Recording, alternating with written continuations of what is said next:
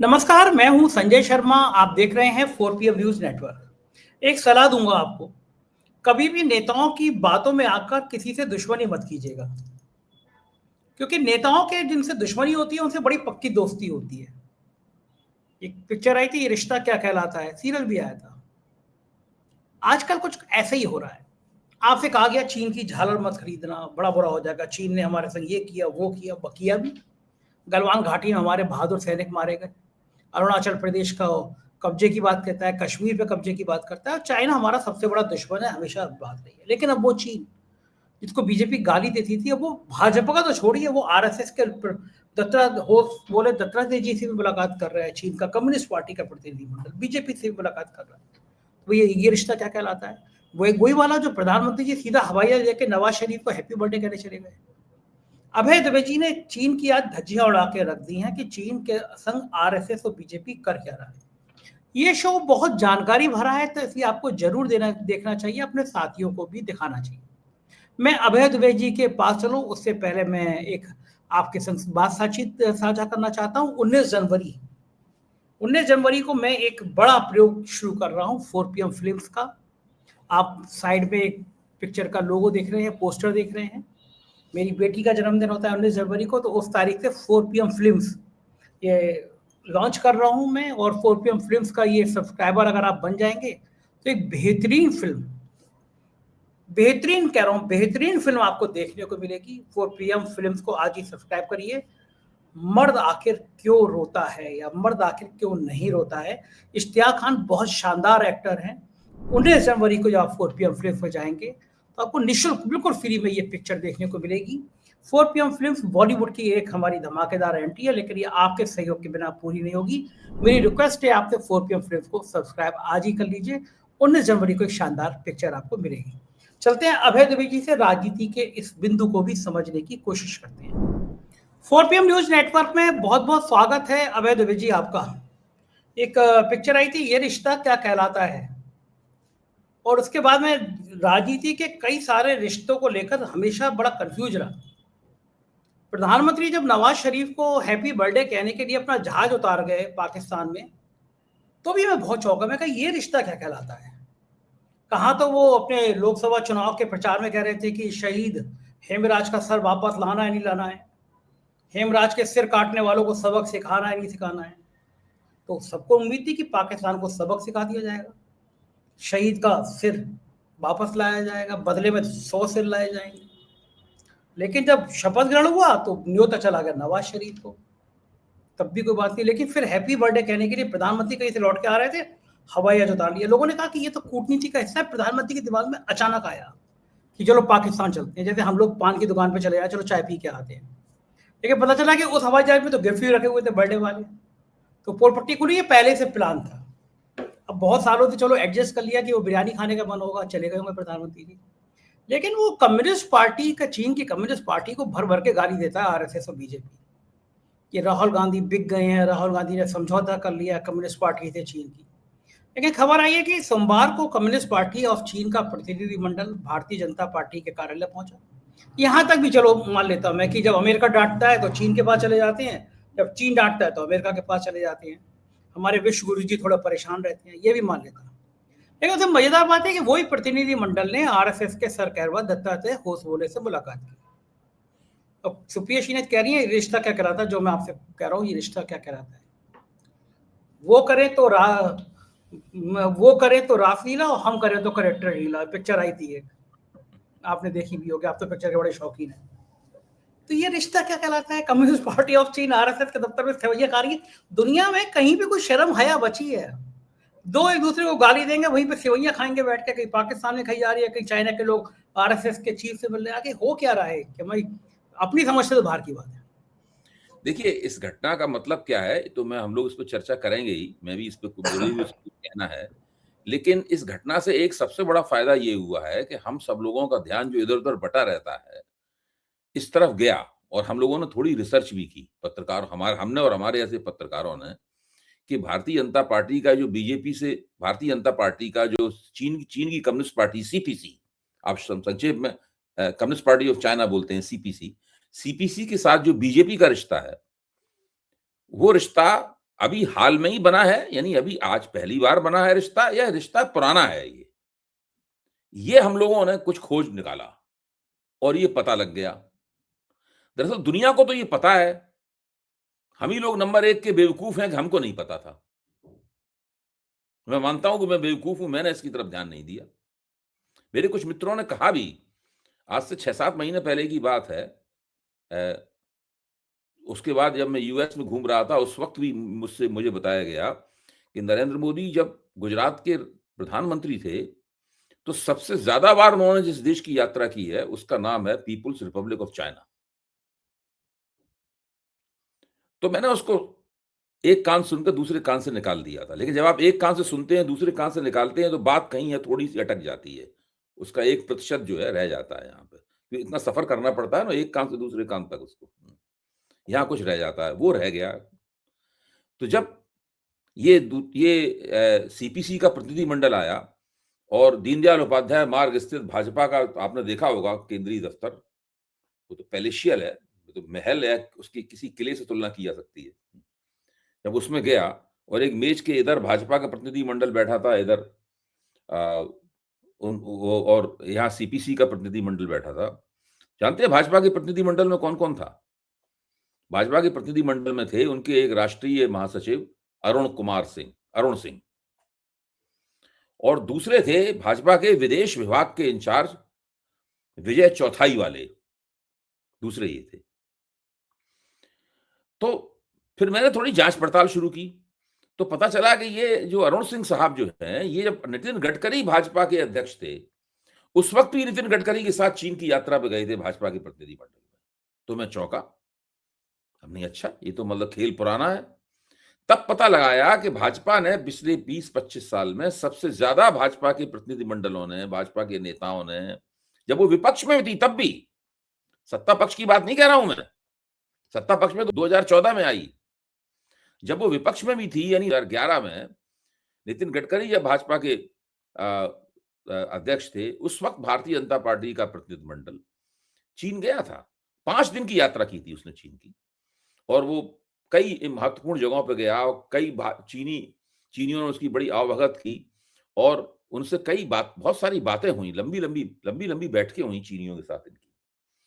और रिकॉर्ड ये बताता है, आप कहीं भी जांच कर लीजिए, आप चैट जीपीटी से पूछ लीजिए, आप ग्रोक से पूछ लीजिए, और कहीं जांच कर लीजिए, किसी रिसर्च इंस्टीट्यूट से पूछ लीजिए, बताएंगे कम से कम भाजपा वालों ने मल्टीपल विजिट्स किए हैं, शब्द है अंग्रेजी का, मल्टीपल विजिट्स किए हैं चीन के। ये स्थिति है। जब नरेंद्र मोदी, फिर और पता लगाया, नरेंद्र मोदी जब नरेंद्र मोदी जब गुजरात के मुख्यमंत्री थे, 12 साल रहे मुख्यमंत्री, उस 12 साल में वो बहुत विदेश यात्राएं की उन्होंने, लेकिन सबसे ज्यादा यात्राएं संख्या में चीन की उन्होंने। नरेंद्र मोदी, भाई गुजरात के मुख्यमंत्री को चीन जाने की इतनी जरूरत क्यों पड़ी? और उस वक्त तक नरेंद्र मोदी की ये स्थिति नहीं थी कि वो भारत के प्रधानमंत्री बनेंगे। भारत के प्रधानमंत्री तो वो 2010-11 से उनका मिजाज बनना शुरू हुआ, उन्होंने योजना बनानी शुरू। उससे पहले तो गुजरात की राजनीति करते थे और हम लोग उसी रूप में उन्हें जानते थे। कोई उनका चर्चा भी नहीं करता था कि ये कभी भारत के प्रधानमंत्री पद के लिए आएंगे, शायद उनके दिमाग में भी नहीं रहा होगा नरेंद्र मोदी के। तो फिर ये जब देखा कि इतनी ज्यादा चीन के साथ, और एक ऐसी पार्टी, ऐसे संगठन के लोग जो कि कम्युनिस्टों को हिंदुओं का दुश्मन मानते हैं, गुरु गोलवलकर ने कितने बार लिखा है, कम्युनिस्ट हिंदुओं के दुश्मन है, दुष्ट है, ये सब बोलते हैं। माओ से तुमको राक्षस बोलते हैं, राक्षस बोलते हुए मैंने सुना है भाजपा के प्रवक्ताओं को, माओ से तुम वास्तव में राक्षस कहते हुए सुना है, चीनियों को हत्यारा कहते हुए सुना, पता नहीं क्या क्या कहते हुए सुना है। वो लोग, उन लोगों की चीन में इतनी दिलचस्पी क्यों है? आखिरकार चीन से वो क्या जानना चाहते हैं? तो और ज्यादा दिमाग थोड़ा और खपाया, सवेरे से मैं यही काम कर रहा हूं आज। तब ये बात दिमाग में आई कि जिस तरह चीन 1949 में चीनी कम्युनिस्ट पार्टी सत्ता में आई, 1949 से आज तक लगातार वो सत्ता में, उसे चुनाव नहीं लड़ना पड़ता, चुनाव जीतने की उसे कोई जरूरत नहीं है, एक पार्टी का शासन चीन के ऊपर लागू है और चीन प्रगति भी कर रहा है, इसमें भी कोई शक नहीं। ऐसी बात भी नहीं, चीन अमेरिका के समकक्ष नहीं पहुंच गया है, यूरोप के देशों समकक्ष उसकी समृद्धि नहीं है, क्योंकि आबादी भी बहुत ज्यादा है चीन की, और एशियाई देश है, उसकी अलग समस्याएं हैं। लेकिन चीन की प्रगति बहुत तेज है और सुनिश्चित है, स्पष्ट है, निस्संदेह है, निर्विवाद है। इसको चीन के दुश्मन भी मानते हैं इस बात को। तो भारतीय जनता पार्टी और नरेंद्र मोदी को हमेशा दिलचस्पी इस बात में रही, और राष्ट्रीय स्वयंसेवक संघ को दिलचस्पी इस बात में रही कि कैसे एक पार्टी का शासन इतने दिनों से वहां टिका हुआ है, इसके हटने की भी कोई संभावना नहीं। हटेगा क्यों? वो तो लगातार देश उसके नेतृत्व में प्रगति कर रहा है। जनता उसका हटाएगी क्यों उसको? दुनिया की, अमेरिका के बाद सबसे बड़ी आर्थिक ताकत बन गया, अमेरिका के बाद दुनिया की सबसे बड़ी फौजी ताकत भी बना हुआ है, हथियारों के बाजार में भी चीन दबादब हथियार बेच रहा है, और लाइट मैन्युफैक्चरिंग में तो अमेरिका से भी बड़ा चैंपियन है। सारे देशों के बाजार भर दिए हैं चीन ने अपने हल्के मैन्युफैक्चर्ड चीजों से। आप सस्ती लो चीज चाहे महंगी लो, चीन की चीज मिलेगी। फिर मुझे नरेंद्र मोदी का वो भाषण याद आया जो उन्होंने पिछले साल दिवाली को दिया था। दिवाली बहुत दिन नहीं हुए दिवाली को गुजरे हुए भी। क्या भाषण दिया था उन्होंने, याद है आपको? उन्होंने भाषण दिया था कि छोटी छोटी आंखों वाले गणेश को मत खरीदिए। याद आया आपको? एकदम याद आ गया। छोटी छोटी आंखों वाले गणेश को मत खरीदिए। छोटी आंखों वाला गणेश यानी चीन से आई हुई गणेश जी की मूर्तियां, ये उनके कहने का मतलब था, उसे मत खरीदिए। अच्छा, जब मैं CSDS में काम करता था, centre for the studies of developing societies में, मैंने 21 साल काम किया वहां। जब CSDS में काम करता था तो हम लोगों के बीच में वहां पे चाइनीज स्टडीज का भी एक संस्था थी CSDS के अंदर, जो चीनी सभ्यता, संस्कृति, राजनीति का अध्ययन करते थे। बड़े गहरे विद्वान थे, उतरे हुए उसके अंदर। तो उसमें हम लोग कहते थे व्यंग में कि ये लोग बहुत ज्यादा चीन के सानिध्य में रहते हैं, इनकी आंखें भी छोटी होनी शुरू हो गई हैं, ये हम लोग कहते थे। तो हम लोगों के बीच मजाक प्रसिद्ध था, जो चीनियों के साथ बहुत रहता है या चीन के बारे में ज्यादा सोचता है या चीनियों की ज्यादा स्वागत करता है, चीन के बारे में ज्यादा पढ़ता लिखता है, वो 10-20 साल के बाद जो है ना, वो देखने में चीनी ऐसा लगने लगता है। तो मैंने एक लतीफा बनाया कि चीन के प्रतिनिधिमंडल से पूरे दिन बातचीत करने के बाद मैं सुबह जब दोबारा भाजपा के राष्ट्रीय सचिव अरुण सिंह जी भाजपा के दफ्तर पहुंचे और विदेश विभाग के इंचार्ज चौथाई वाले साहब भी वहां पहुंचे। चौथाई वाले ने अचानक देखा अरुण सिंह की तरफ, बोला, बंधुवर आपकी आंखें तो छोटी लग रही हैं कल के मुकाबले आज। तो पलट के अरुण सिंह जी ने चौथाई वाले से कहा, मुझे तो आपकी आंखें ज्यादा छोटी लग रही हैं। मुझे लगता है कि नरेंद्र मोदी भी जब कभी आईने में देखते होंगे, अपने देखते होंगे, आंखें पहले के मुकाबले छोटी हो गई हैं कुछ, क्योंकि इन लोगों की लगातार चीन के साथ सोहबत है। ये लोग चीन में डूबे हुए हैं। ये लोग चीनी मॉडल जो है उसको हिंदुस्तान में लागू करना चाहते हैं। एक पार्टी का शासन, मुतबातिर, बिना रुके हुए एक पार्टी का शासन हो, ये हिंदुस्तान, यही बार बार सीखने जाते हैं वहां पर चीन में। राम माधव जाते हैं सीखने के लिए, राम माधव जाते हैं चीन में सीखने के लिए। अच्छा, राम माधव तो एक्सपर्ट भी हैं। वो कश्मीर में ठेकों के लिए भी सतपाल मलिक के पास गए थे, 300 करोड़ की फाइल आपने रोक दीजिए, अंबानी वाली फाइल है। लेकिन मुझे अब याद आया आपकी बात से, एक पत्रकार हैं जो तिहाड़ यात्रा करके आए हैं, 15 करोड़ के पैकेज पे हैं। अभी कुछ दिन पहले वो कह रहे थे कि हमारे चीजें ठीक नहीं हो सकती क्योंकि चीन तो ठीक कर लेता है, क्योंकि वहां पे सुप्रीम कोर्ट नहीं है, वहां पे पार्लियामेंट नहीं है। तो वो उदाहरण दे रहे थे, ये सब लोग चीन के फैन हैं।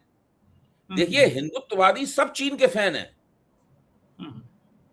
और अब धीरे धीरे करके उन्होंने चीन को गाली देना भी बंद कर दी है। इनकी सबसे बड़ी समस्या ये है कि चीन असल में इनको बहुत ज्यादा सुविधा, बहुत ज्यादा रास्ता इनका साफ नहीं कर रहा है। चीन ने लद्दाख में काउंटियां बनानी शुरू कर दी हैं। चीन ब्रह्मपुत्र पे एक बहुत बड़ा बांध बना रहा है, इससे भारत का, उस पूरे पूर्वी भारत का विनाश हो सकता है।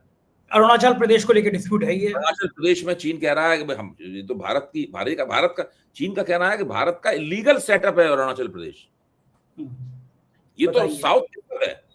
चीन एक चाइनीज भाषा के शब्द का इस्तेमाल करता है चीन, इसका मतलब ये है कि ये साउथ तिब्बत, दक्षिणी तिब्बत है, ये हमारा है। अरुणाचल प्रदेश की 20 जगहों के नाम बदल दिए हैं चीन ने। अच्छा, अब आप ये देखिए, उसके बाद में एक और काम किया है चीन ने। ये सब करने के बाद में चीन अभी बिल्कुल एकदम, मेरे ख्याल 6 जनवरी को, अभी जब 11 जनवरी को ये लोग बात कर रहे थे चीनी प्रतिनिधिमंडल इनसे, तो 6 जनवरी को क्या नाम है उस जगह का, जो जम्मू कश्मीर की एक घाटी है, मैं उसका नाम देख के बताता हूँ, चीन ने दावा किया है कि वो हमारी है, वो जम्मू हाँ कश्मीर की। हाँ, वहां पे हाँ भी आया, हाँ, वहां पे हमारी भी घाटी हुआ। है। हाँ, तो लेकिन ये बढ़िया है कि भारत के लोग चीन की झाला ना खरीदें। पूरी बात करूं, बहुत महत्वपूर्ण है, क्योंकि लोग आपके मेरे ख्याल से 4 PM के दर्शकों को ये सब बातें जाननी चाहिए। तो ये वो, हम हाँ, ये जो पूरा मामला है ना, ये बहुत ही विस्तृत मामला है। नरेंद्र मोदी चाहते हैं किसी तरीके से चीन ये लद्दाख और अरुणाचल प्रदेश पे कब्जा अब्जा करने की बात अभी थोड़ी देर के लिए स्थगित कर दे, कि उस चक्कर में भारत में उनको दिक्कतें हो जाती हैं। भाई जब वो चीन के साथ अच्छे संबंध बनाना चाहते हैं, लोग कहेंगे अच्छा ये लद्दाख पे कब्जा कर लेगा, ये अरुणाचल प्रदेश पे कब्जा कर लेगा, वो जम्मू कश्मीर की उस घाटी पे भी कब्जा कर लेगा, ये ब्रह्मपुत्र पे डैम बना के पूरे पूर्वी भारत के लिए खतरा पैदा कर देगा विनाश का। इसके साथ आप क्यों व्यापार कर रहे हैं, इसके साथ आप क्यों संबंध अच्छे बनाना चाहते हैं? अगर इन लोगों का बस चले, दुनिया में 2 ऐसे देश हैं, एक है कम्युनिस्ट देश और एक है जियनवादी नस्लवादी देश इजराइल, एक है चीन। इन दोनों के साथ ही ये लोग प्रमुख संबंध बना के रखते हैं। ठीक बात है। भाजपा और राष्ट्रीय स्वयंसेवक के ये 2 मॉडल हैं, चीन और इजराइल। सही बात 2 है। मॉडल के आधार पर ये लोग चलते हैं, इसलिए सारा प्रपंच बन रहा है। मतलब, और सबसे ज्यादा चिंता की बात यह है कि एनडीए के अंदर शामिल जो गैर भाजपा दल हैं, चाहे वो रामविलास पासवान की, चिराग पासवान की पार्टी हो, चाहे कुशवाहा साहब की पार्टी, कुशवाहा की पार्टी हो, चाहे नीतीश कुमार की पार्टी हो, कोई भी पार्टियां हो, इन सबका दिमाग फिर गया है, अकल इनकी घास चरने चली गई है। ये समझ नहीं रहे हैं कि ये भाजपा के किस प्रपंच का बचाव कर रहे हैं। ये सब भी आज टीवी पे मुझे भाजपा की भाषा बोलते हुए नजर आए। इनको पता नहीं है कि क्षुद्र किस्म का जो राजनीतिक स्वार्थ है इनका, सत्ता में हिस्सेदारी भाजपा इन्हें इसलिए नहीं देती कि भाजपा इनके प्रति कोई कृतज्ञ है, भाजपा इन्हें पसंद करती है। हमारे एक मित्र थे, इन्होंने मुझे राजनीतिक रूप से सोचना सिखाया। वो हमेशा कहते थे कि जब हम किसी के साथ गठजोड़ बनाते हैं, तो इसलिए नहीं बनाते कि वो फलाना आदमी बड़ा खूबसूरत है, जब वो आपको खूबसूरत मानता है, वो तो सीधे सीधे स्वार्थ होता है लेन देन का। भाई अगर कुशवाहा की पार्टी के विधायक नहीं चाहिए होंगे, सांसद नहीं चाहिए होंगे, तो भाजपा उनके साथ समझौता नहीं करेगी। नीतीश कुमार की और चंद्रबाबू नायडू की पार्टी के लोग नहीं चाहिए होंगे, तो भाजपा समझौता नहीं करेगी उनसे। और वो आप भाजपा की किसी घटिया बात को समर्थन ना करें, तब भी भाजपा आपके साथ रहने के लिए मजबूर है। लेकिन ये लोग बिल्कुल भाजपा के चाटुकार और चारण हो गए हैं, मैं ये कहूंगा। शर्म आती है मुझे ये कहकर। इनमें से बहुत से लोग अपने आप को समाजवादी कहते हैं, और क्या कहते हैं, आज टीवी पे ये लोग भाजपा के प्रवक्ताओं से भी आगे बढ़ के बीजेपी के इस दोगलेपन का बचाव कर रहे थे। अच्छा, ये जब मिलने आया होगा प्रतिनिधि मंडल, तो क्या दत्तात्रेय होसबोले ने पूछा होगा कि आपने ये तो गलत किया कि जब भारत और पाकिस्तान का युद्ध हो रहा था, कथित युद्ध हो रहा था, तो जो हमारे राफेल गिरने की खबर आई, एक बड़े अखबार ने छापी, मैं ये नहीं कह रहा राफेल गिरे नहीं गिरे, सरकार अभी तक मना नहीं कर रही है कि नहीं गिरे, एक अखबार कह रहा है कि गिरे, 6 पाकिस्तान नंबर जारी कर रहा है, सरकार एक बार भी नहीं कह रही है राफेल नहीं गिरे, ये कह रहे पायलट सुरक्षित, राफेल के बारे में बोलती नहीं है। लेकिन अगर गिरे तो 100% नहीं, 1001% वो मिसाइल, वो हमला चीन के उपकरणों से था। तो दत्तात्रेय होसबोले ने पूछा होगा कि आप पाकिस्तान के साथ क्यों खड़े थे हमारे युद्ध में। मेरा कहना है इसके सबूत की तो कोई जरूरत नहीं है। भारत के उप थल सेना अध्यक्ष जनरल राहुल आर सिंह ने फिक्की में, भारत में पूंजीपतियों के 2 ही बड़े संगठन हैं, फिक्की और एसोचैम। फिक्की पहले है, एसोचैम बाद में बना है। फिक्की की मीटिंग में बाकायदा भाषण देते हुए, उस भाषण के वीडियो मौजूद है। आज कांग्रेस की पवन खेड़ा की प्रेस कॉन्फ्रेंस में वो वीडियो पूरा चलाया भी गया।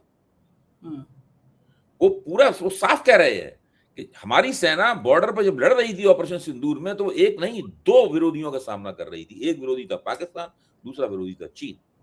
भारत की सैनिक तैयारियों की सारी लाइव रिपोर्टिंग चीन पाकिस्तान को कर रहा था, और पाकिस्तान के 80% हथियार चीन से आए हुए थे। ये भारत का उपथल सेना अध्यक्ष राहुल आर सिंह कह रहा है। ये सब रिकॉर्ड में है, और बहुत दिन नहीं हुए इस बात को हुए। आज भी ये वीडियो चला है कांग्रेस के। अच्छा, अब सवाल ये है, आप ये देखिए ना कि ये वही भाजपा है अटल बिहारी वाजपेयी के जमाने में संसद में कहा गया था, और जो संसदीय समितियां वगैरह थी रक्षा विभाग की, रक्षा मंत्रालय की, उन सब में कहा गया था कि पाकिस्तान हमारा कोई खास दुश्मन नहीं है, उससे हम तुरंत निपट लेंगे, हमारा असली दुश्मन है चीन। तो जॉर्ज फर्नांडिस रक्षा मंत्री थे, तब ये बात कही गई थी। मुलायम सिंह ने कई बार कहा पार्लियामेंट में हाँ, खड़े होके। अब मुलायम सिंह की बात छोड़ दीजिए, मुलायम सिंह तो भाजपा सरकार में नहीं थे, हाँ लेकिन हाँ। वो तो देवगौड़ा की सरकार में रक्षा मंत्री थे। और मेरा कहना ये है कि ये देखिए ना कि वो अटल बिहारी वाजपेयी की सरकार में ये बात कही गई थी। तो इससे आप अंदाजा लगाइए कि ये लोग कितने, जो टीवी चैनलों के ऐसे पत्रकार जो कि विदेश मंत्रालय की रिपोर्टिंग वगैरह करते हैं, वो इन लोगों के रवैये से भौचक हैं। उनकी समझ में नहीं आ रहा है इसका, वो कह रहे हैं इसमें कोई विजन नहीं है, कोई दृष्टि नहीं है, कुछ नहीं है, क्या कर रहे हैं ये लोग? क्योंकि उसने मैं तो ठोक दिया, इसलिए चीन के सामने चीन के तलवे चाटने लगे। जब चीन ठोक देगा तो किसी और के तलवे चाटने लगेंगे। ये इनकी हालत है। मैं तो गलवान घाटी के, इनकी अकल पे अफसोस होता है, ये निर्लज्ज हैं, इन्हें आत्मसम्मान की भी कोई चिंता नहीं है अपने। और मैं तो गलवान घाटी के बहुत सत्तागिरी जो छोटी पार्टी चिंटू किस्म के लोग शामिल हैं, मतलब इनको भी अपने आत्मसम्मान की कोई चिंता नहीं है, राष्ट्रीय हित की कोई चिंता नहीं है। सब लोगों को शर्म आनी चाहिए। मैं तो गलवान घाटी के बहुत पास तक गया था और उस अफसर से भी मिला था जो गलवान घाटी में जो दुखद हादसा हुआ था, जब हमारे कई सैनिकों की जान चली गई थी। उस रात में सेना का बड़ा अफसर था, उसने मुझे सब कहानी बताई। आज उन परिवारों के दिल पर क्या बीती होगी जिनके शहीद हो गए थे गलवान घाटी पे भारत की सीमाओं की रक्षा करते हुए। तो मानते हैं जी हमारा इतना बड़ा पाखंड चल रहा है। अभी सलमान खान फिल्म बना रहे हैं बैटल ऑफ गलवान। सलमान खान खुद ही हीरो है उसके अंदर। चीन ने उस पर आपत्ति की है, लेकिन कोई बात नहीं, फिल्म बन रही है, बननी चाहिए, मैं तो मानता हूं। पहली बार भारतीय सेना के 21 जवान बिना एक भी गोली चले हुए हुई लड़ाई में मारे गए। आप सोचिए, एक गोली नहीं चली उस लड़ाई में। वो बैनट फाइटिंग थी, वो मुक्केबाजी थी, बहुत भयानक लड़ाई थी। लड़ाई रही होगी, आप सोचिए, जिसमें एक गोली नहीं चली और उसमें 21 जवान शहीद हो गए। वो जो है द गलवान घाटी के गाने सभी रंजान सामने रखे हैं, तो मेरी परसों से मुलाकात हुई, बता रहे थे कि किस तरह वो कह रहे थे, मुझे बड़ा अच्छा लगा कि मैं देशभक्ति के गाने लिख रहा। लेकिन अब जो इस मुलाकात पे पता नहीं सलमान खान और सभी रंजान साहब क्या सोच रहे होंगे कि हम मुलाकात कैसे हो रही है। नहीं, पाखंड ये है कि जब गलवान वाली फिल्म आएगी तो उसके भी भाजपा वाले नाचेंगे। हाँ, नाचेंगे, राष्ट्रभक्ति की बातें करेंगे। हाँ, राष्ट्रभक्ति की बातें करेंगे, आरएसएस वाले उसके गाने गाएंगे। और हो सकता है फिल्म हिट भी हो जाएगी इस चक्कर में। अबे जी मजे की बात करेंगे इधर-उधर। मतलब आप देखिए, मूर्खता और जलालत, बेवकूफी और जलालत की चरम सीमा है इन लोगों की। कर क्या दिया है इन लोगों ने मुल्क को? गधों का मुल्क बना रहे हैं ये लोग।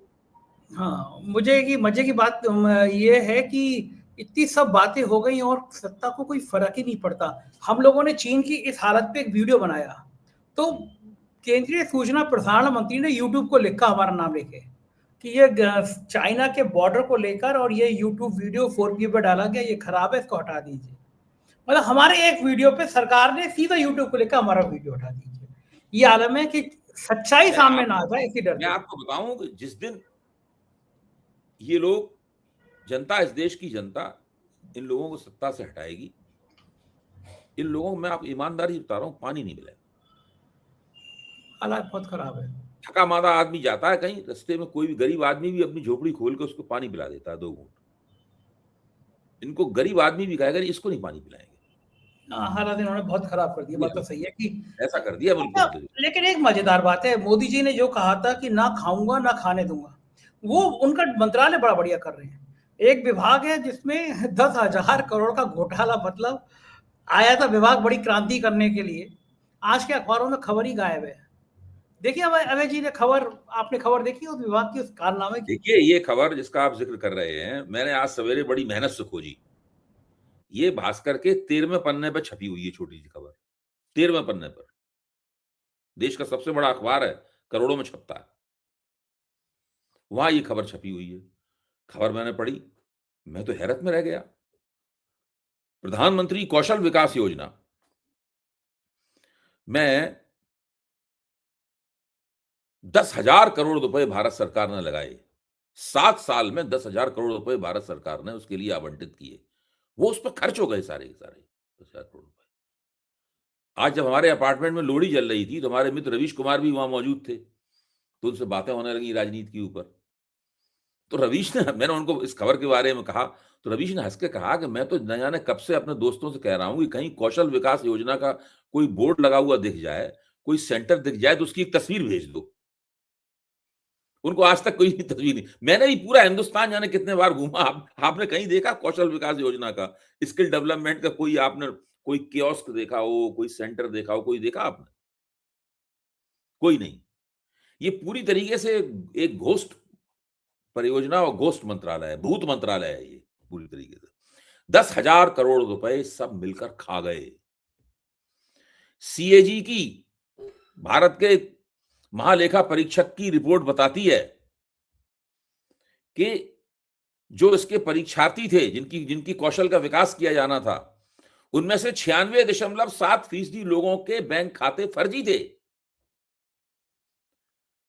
उनकी रिपोर्ट बताती है कि 1 करोड़ इस योजना में जो एनरोल किए थे, 1 करोड़ लोग, उन 1 करोड़ लोगों के एक ही सेल फोन नंबर था। 1 करोड़ लोगों का एक ही उनका ईमेल एड्रेस था। ये सीएजी की रिपोर्ट बताती है। सीएजी की रिपोर्ट जो उसमें वर्णन करती है, आप उस वर्णन को सुनेंगे तो आपके छक्के छूट जाएंगे। और मीडिया में कोई जिक्र नहीं करता इस बात का, कोई खबर नहीं छापता इस बात की। आज चूंकि कांग्रेस प्रवक्ता ने सवाल को उठा दिया, कल मतलब उठा दिया, और वो एक रिटायर्ड आईएएस अफसर हैं गोपीनाथ कन्नन, उन्होंने इस सवाल को जोरदारी से उठाया, तो एक अखबार ने गलती से छाप दिया, वो भी 13वें पन्ने पे छापा था, कोई देख ना पाया उसको। ये हालत है। 10,000 करोड़ रुपए का घोटाला इस सरकार में हुआ है, और सरकार बड़े गर्व से कहती है कि हमारे शासनकाल में कोई बड़ा घोटाला नहीं हुआ। ये तो कह नहीं सकते कि छोटा करप्शन नहीं हुआ, वो तो सब लोग जानते हैं, छोटे छोटे बहुत करप्शन हुए, क्योंकि बड़ा घोटाला नहीं हुआ। 10,000 करोड़ रुपए घोटाला छोटा होता है? सही बात है। पूरा का पूरा मंत्रालय ही इस मंत्रालय का पर्यायवाची घोटाला शब्द का मतलब है skill development ministry. Modi ji की गुजराती लहजे की हिंदी में स्किल डेवलपमेंट मिनिस्ट्री। गजब है। अंधेर नगरी चौपट राजा, टकाफेर भाजी टकाफेर खाजा। बहुत बहुत शुक्रिया अभय जी इतनी बढ़िया बातचीत के लिए, थैंक यू। ये थे अभय दुबे की पूरी बातचीत आपने सुनी, कैसी लगी बातचीत बताइएगा जरूर। शुक्रिया, थैंक यू।